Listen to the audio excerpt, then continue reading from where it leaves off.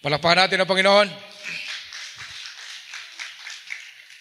Tayong lahat ay tumayo para pakinggan natin ang audiong ito. Paggalang mo sa salita ng Diyos.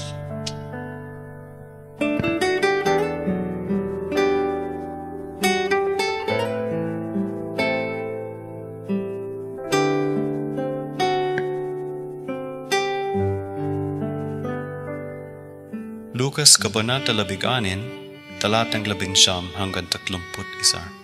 Ang mayaman at si Lazarus. May isang mayaman na lalaki na nakasuot ng mamahaling damit at kumakain ng masasarap na pagkain araw-araw. May isa namang pulubing-puno ng galis na ang kolanan ay Lazarus.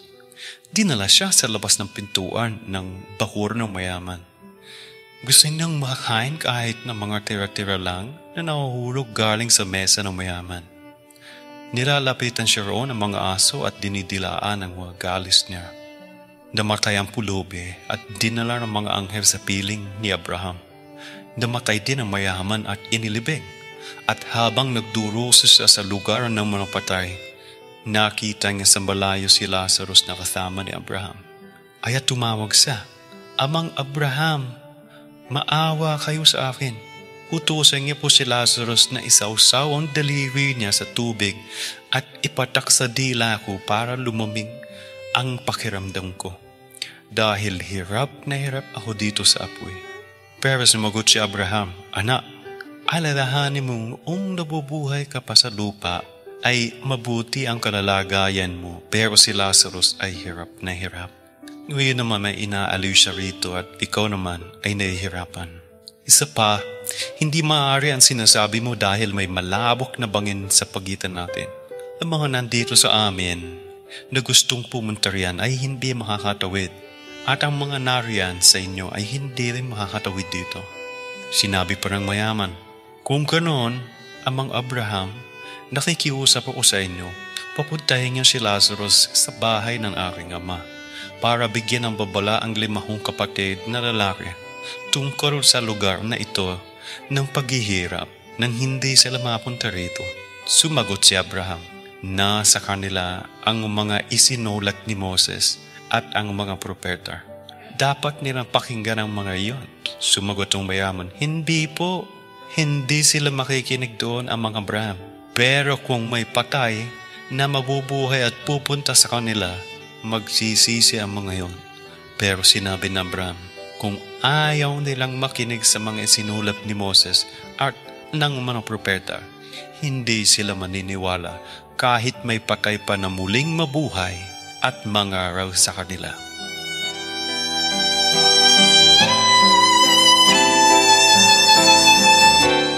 Manalangin ho tayo. Aaralin namin muli ito dahil angkop ito sa kalagayan namin ngayon, nasa huling araw. Na-discuss na ho namin last week ito. Ngunit meron ka hong mga kakaibang may mensahe na relevant o sa amin ngayong linggong ito. At habang tatahakin ho namin ang buong linggong ito muli, kailangan namin ng tibay, gabay, upang yung 2 lugar na ito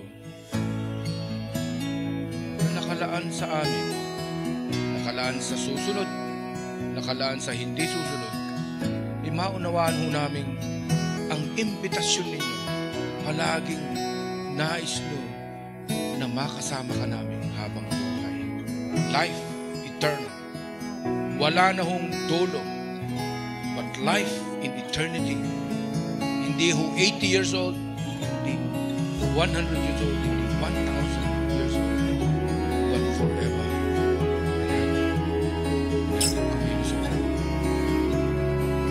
I need you.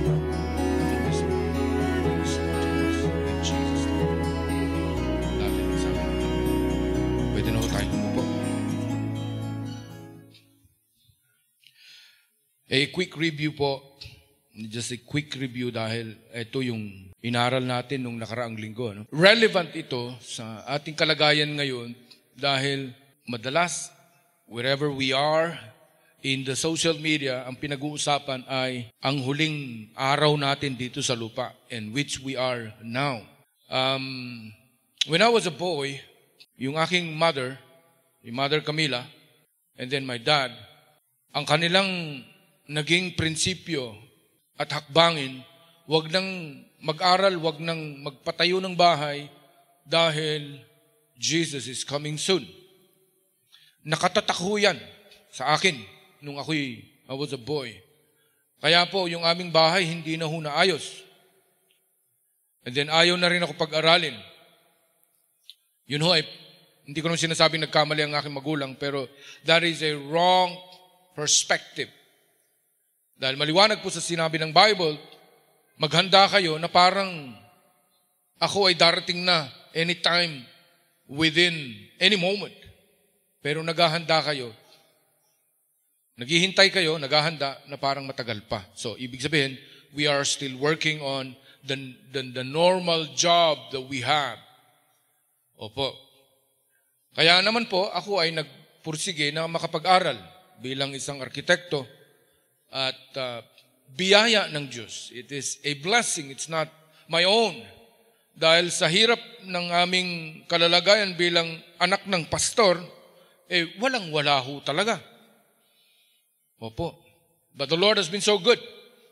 A lot of testimonies ng mga PK, mga peke, pastors' kids, na ganyan ho ang kanilang testimony. So, yan ho, nakatatak sa akin. Pero ngayon, iba na ang usapan. Noong sinasabi nila na malapit nang dumating ang dulo ng mundo, wala pa. Hindi ko nakikita. Noong araw, pwede ka pang humuli ng isda kahit sa kanal lang. Maalala mo yun, Brad? Maalala mo yung mga bukid dyan? Talahiban yan dati. Then, ganun din sa amin. So, wala pa. But now, because of technology, and because of what the Bible is talking about, ladies and gentlemen, what is happening in our world today, hindi ho sulat ng anumang libro. Hindi po. Hindi ho ito propesya ng mga magagaling.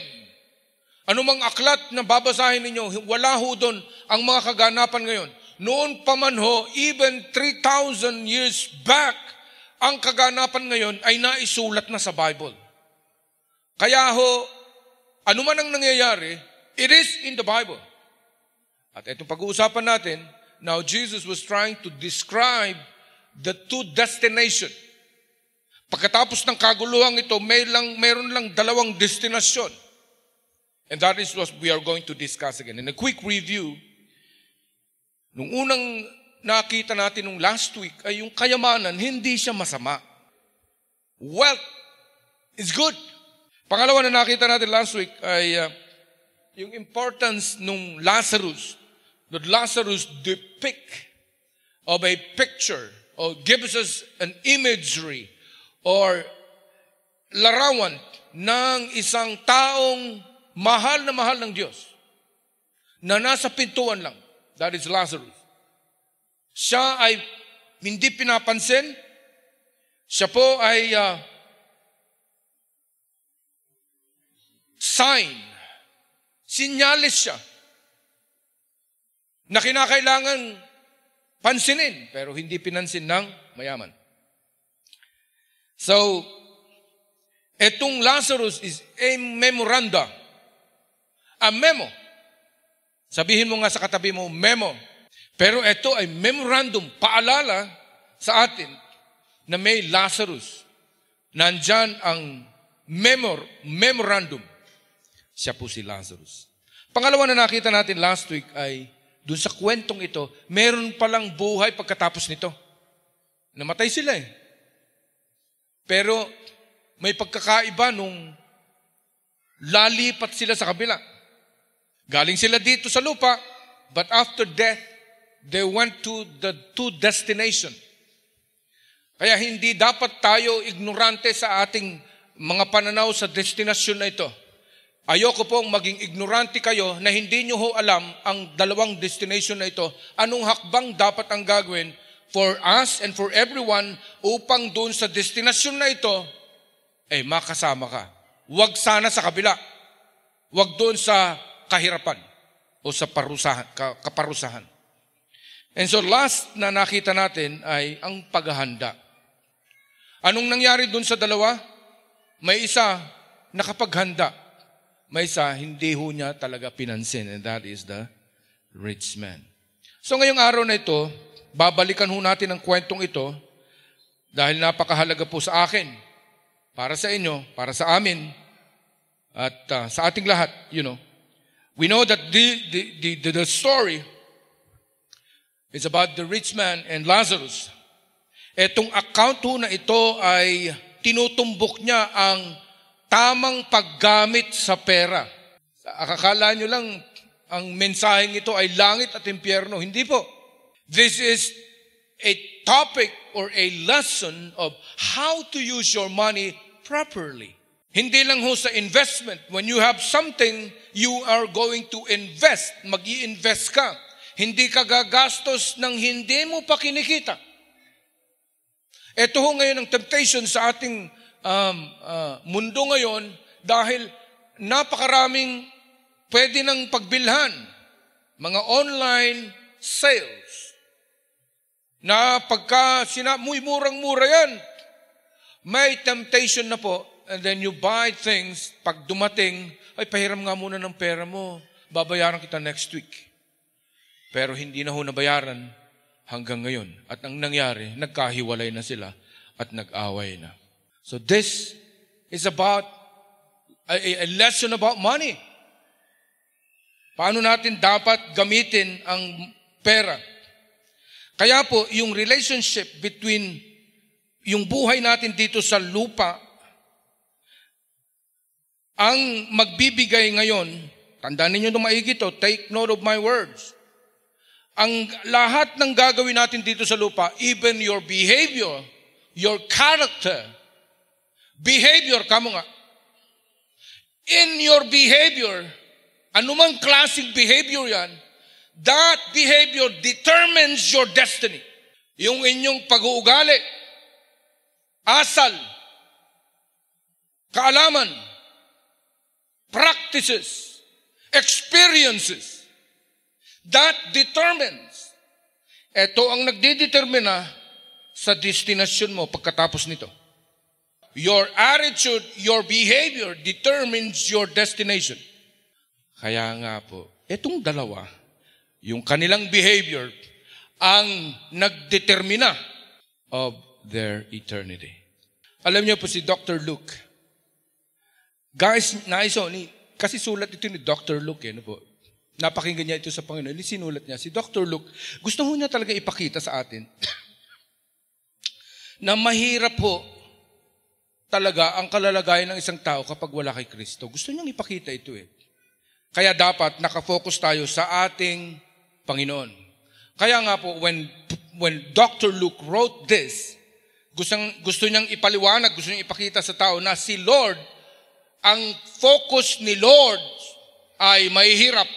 Nakita natin doon sa kwento, ang focus ni Lord sa kanyang ministry ay mahihirap. Never sa mayayaman. Hindi ho. Pakinggan ninyo at magbasa kayo ng salita ng Diyos. Hindi niya binanggit ang mga mayayaman. Puro mahihirap. Pero may mga mayayaman, yumayaman sila. Pero yung puso nila, mahirap. Yung humble, contrite. Yun ho ang nais ng Diyos. Hindi yung meron ka, hindi yung tangible things. Yeah. Kaya ho, dito nag-focus si Dr. Luke doon sa ministeryo ng ating Panginoon. Kaya nga po ang ating Panginoon, nais niyang ideklara. Ang sabi nga niya doon sa chapter 4, verses 12. Jesus declares that He has been anointed by the Spirit of the Lord. Para saan? Take note of this. Ilista nyo ito. Luke chapter 4 verse 18. Jesus declares that He has been anointed by the Spirit of the Lord to bring the good news to whom? To bring the good news to the rich? No. To bring good news to the poor. Maliwanag ho ito. He has been anointed. Pinuno siya ng kapangyarihan ng Diyos. And He was filled by the Spirit to bring good news to the poor, not to the rich. Kaya kapag ikaw ay poor in the Spirit, poor ka na nga in the Spirit, poor ka pa rin, mahal ka ni Lord. In-admonish, in-encourage ni Jesus ang kanyang mga followers. Hindi lang, sabi niya, doon sa chapter 14, verse 13, wag lang ninyong imbitahan ang inyong mga kaibigan at mga kamag-anak, but extend their invitation. Hindi lang yung mga kamag-anak, extend your invitation to the poor. Yan ho yung admonition ng ating Panginoong Jesus to His follower. And then, may isang lumapit sa ating Panginoon. It's a young rich ruler. It's a young rich ruler. Pag sinabi mong ruler, mayaman ito, maraming pera, kayamanan nasa kanilang lahat. Hindi na ho ito parable, but this is a real story. Ang sabi ng rich young ruler, Master, paano ba ako magkakaroon ng buhay na walang hanggan in eternity? Paano ba ako magkakaroon ng eternal life? Ngayon ang sabi ni Lord, nyabang naman ito. Okay, sige. You want obedience you want eternal life by obedience. Kasi pagsunod Okay, ganito lang gawin mo, iho. Ibenta mo lahat ng ari-arihan mo. Ibigay mo saan? Mahihirap. Sell what you have. Sell all your wealth. And then give it to the poor. Kamot siya. Sandali po. Balik na lang ho ako sa iyo. Babalikan na lang kita. Master, bye. Bakit? He loves the money than the poor. Merong mga tao na mahal talaga nila yung kanilang sarili. Meron hong ganun. Ano ang sabi ng Bible? What is the greatest love of all? Ang ganda nung awiting ito, Ulitin natin. Ready, sing. The greatest love of all is easy to achieve. Easy to achieve daw. Learning to love yourself is the greatest love of all. Wala na. Demonic na siya. What is the greatest love of all? Love the Lord your God with all of your heart, with all of your soul, and with all of your strength. Pangalawa, love your neighbor. Ano yung huli? Love yourself. The greatest love of all. Love yourself. Naku, hindi ho. Kaya humingi tayo ng tawad sa Diyos. If we don't love God, others, and ourselves. Amen? Alam kong alam ninyo yan. Kaya nga lang, it is good to remind you people that in the kingdom of God, we have to love Him first. Kaya mainam mong binubuklat natin yung Bible. Merong lugar na hantungan ng mga taong namatay. Hindi siya diretso. Purgatorio? Paradise? Ako na lang ho magsabi. Waiting room. Diba? Waiting room. Waiting area. Pero yung waiting area, nandun din si Abraham. Kaya lang, ang susunod na observation natin, hindi ka agad tuluyan. Kasi kapag tuluyan yon, hindi mo na makikita yung impyerno. Kaya lang nakikita niya kasi impyerno At humingi itong mayaman. Sabi niya, na ganun siya kasi wala na Hindi naman siya naluluto. Hindi naman siya nalulusaw. Pwede ba? Utusan nyo nga si Lazarus, yun nag-request. Pwede ho palang magsalita. Pwedeng humingi, pwede pang manalangin kahit na nasa impyerno ka na. Pero hindi ho pakikinggan. Hindi ho pwedeng lumipat. Ipanalangin ko nga po yung kaluluwa ni ganito na lumipat sa langit. Hindi na ho pwede. Yung mga panalangin ginagawa natin dati, bawal ho yun. Hindi naman bawal.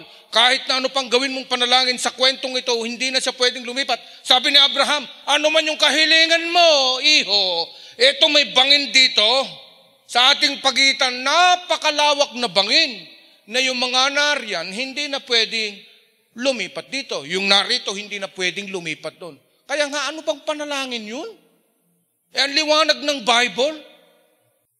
Ano ba yung panalangin? Wala na po. Siya nga mismo, humiling na. Hindi na ilipat sa langit. Hindi na po. Anong sabi niya? Pwede ba utusan mo si Lazarus?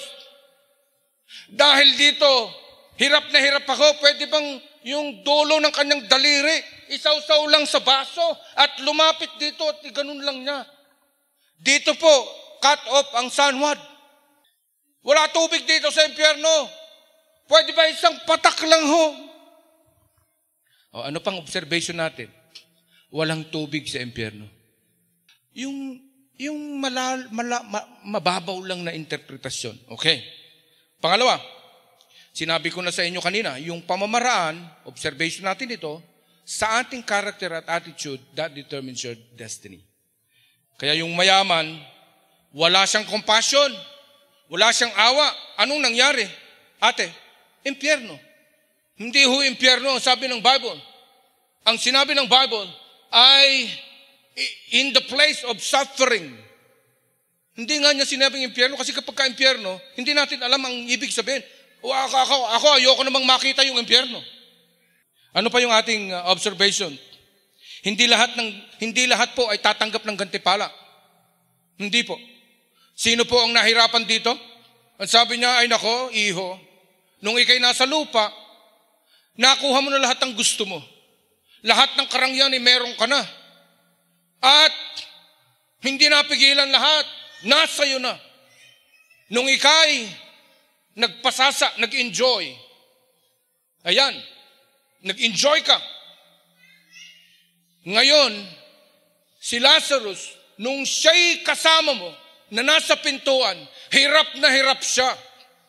Kaya ang kanyang gantimpala ay buhay na masagana.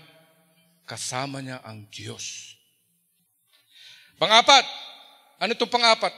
Sobrang init. Walang tubig. Pang-lima. Kasi dito ko na pinakikita yung impyerno eh. Yung place of suffering. Yung lugar na napapahirapan. Nagliliyab sa lugar na yun. Okay nga yung nasusunog kaysa yung nagliliyab na bulkan. Ganun na nga ang impyerno. Ganun ho yung place of suffering. Hindi ka naman natutunaw. Walang tubig doon. Okay. Ano pa? Observation natin ito sa nating nabasa kanina o napakinggan. Pwedeng mag-request. Number 6 yan ha. Number 7. This is a place of suffering and this is a place of rest. Rest po ang langit. Rest. Rest forever. Rest. Wala ka ng problema, walang pressure, wala. Kayo lang na nandito.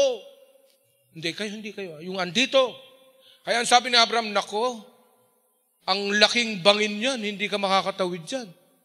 Hindi po pwede. So meron hong malaking bangin. Ano pa? Ang observation ko, ang patay, hindi na pwedeng bumalik. Di ba nag-request siya, pwede bang utusan nyo nga si Lazarus, para siya ang magpunta dun sa aking mga 5 kapatid kasi ayaw ko silang mapunta rin eh. Kasi dine ay walang tubig, nagliliyab ang apoy. Ayaw ko nga rin eh. Ayoko din yung mga kapatid ko na mapunta rin eh. Pang-siyam, doon ho sa lugar ng kapahirapan ay may alaala. Naalala niya yung kanyang mga kapatid. Ayaw ko silang mapahirapan ho dito. Meron siyang remembrance. Kaya ho, ang patay kapag ka napunta sa impyerno, hindi ho magbabago yon. Maalala niya pa rin yung lahat ng karumal-dumal. Alala po. Pero ang mainam, ang sabi ng Lord, anak, lahat ng inyong kasalanan, borado na pre. Wala na. Wala akong maalala. Nagnakaw ho ako noon. Wala naman na sa listahan ko. Manibrungak ede. Wala. Wala na. I have already paid it by my blood. You're set free. Kasama mo na ako, anak. In eternity. Hindi ka na maghihirap. Wala nang sakit. Wala na utang. Wala na. Ano pang observation ninyo? O mga nasa likod, ano pang observation ninyo? Mainit, nagliliyab, pwedeng humingi. Ano pa? Wild idea. Sige na. Ano? Pwedeng magsisi. O yun, pwedeng magsisi. Kaya lang, huli na. Alam nyo ba na ang ayaw ni Lord,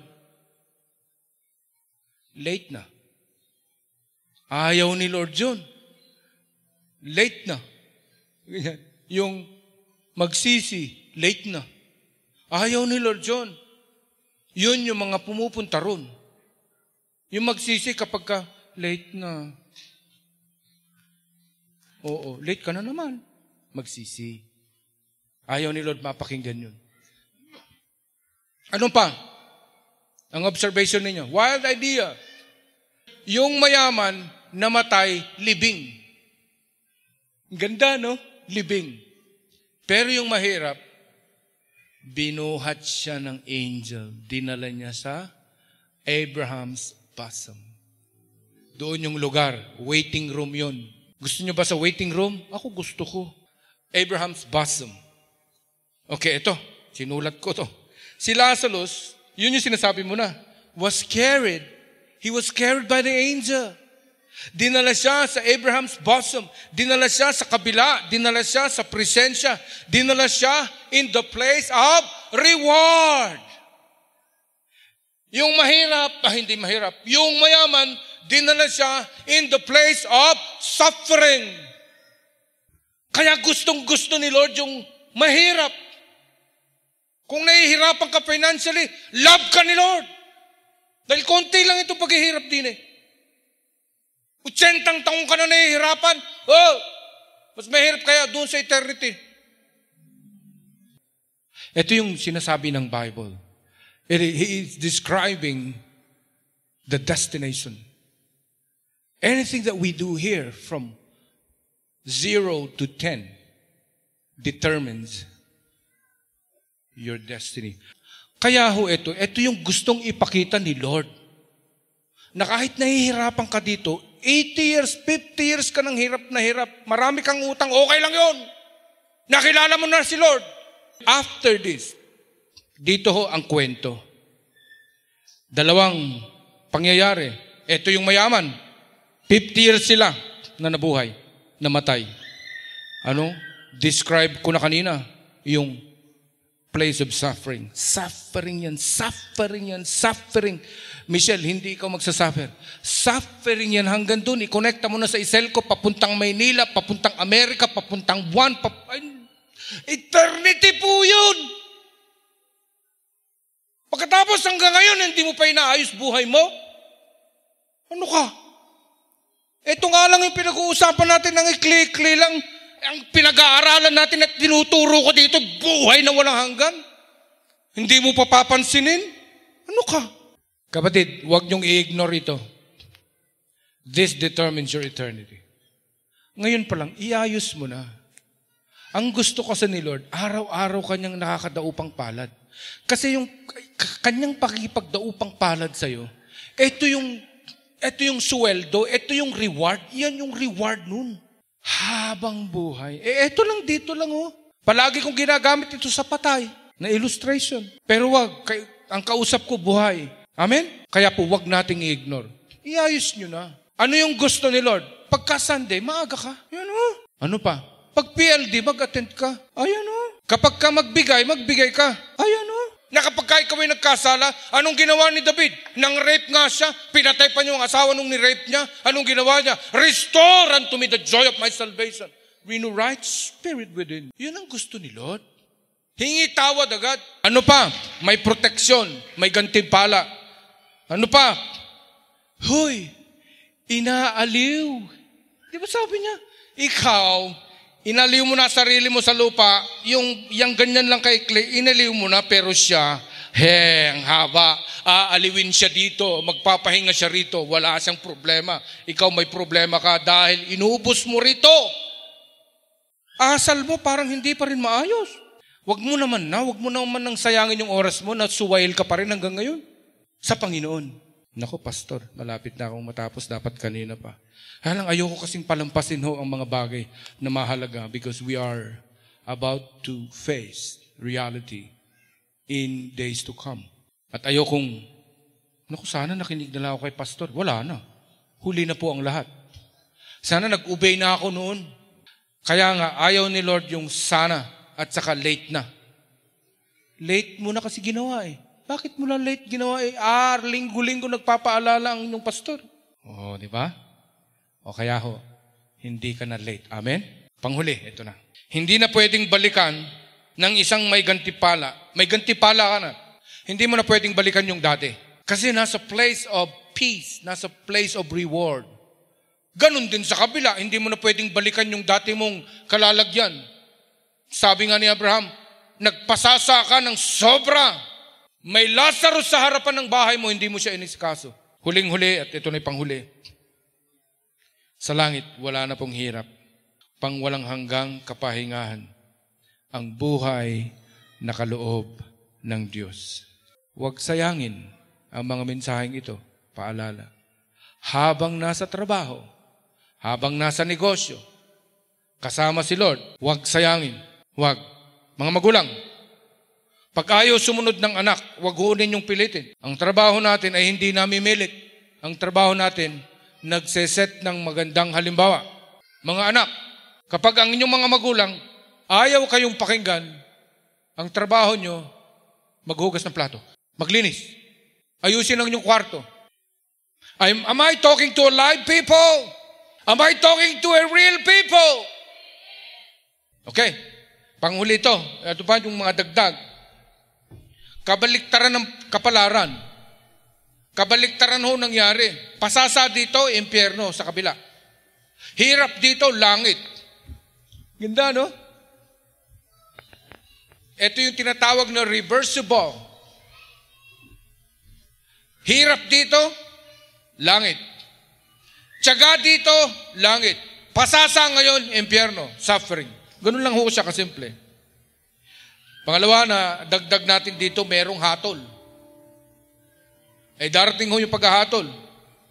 May hatol, yung hatol pananagutan. Ulit. Yung hatol pananagutan. Any decision of the judge, you pay the consequence. Or any decision by the judge, you enjoy the consequence. May hatol. Ano man yung gawin, character, attitude, ugali, you pay. Kaya ayusin na habang maaga pa. Panghuli, ito na. Mahalaga ang nakapokus. Tagalog kasi, hindi focus. Focus, kamo nga. Nakahalaga ang focus sa pagtitiwala sa Diyos kahit maraming kahirapan. Focus lang. I-focus mo, maliit na to, focus dun sa mahaba. Nakafocus ka doon kahit nahirap ngayon. Maraming supply ngayon. Maikli, pero mahaba yung kapalit. Huwag mo nga ipagpalit yung maikli na ito. Makinig mo na. You listen. Wag.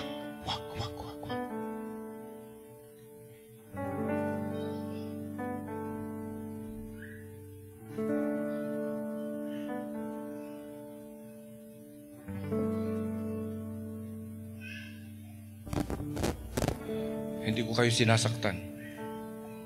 I am reminding you. If it is painful, I'll do something.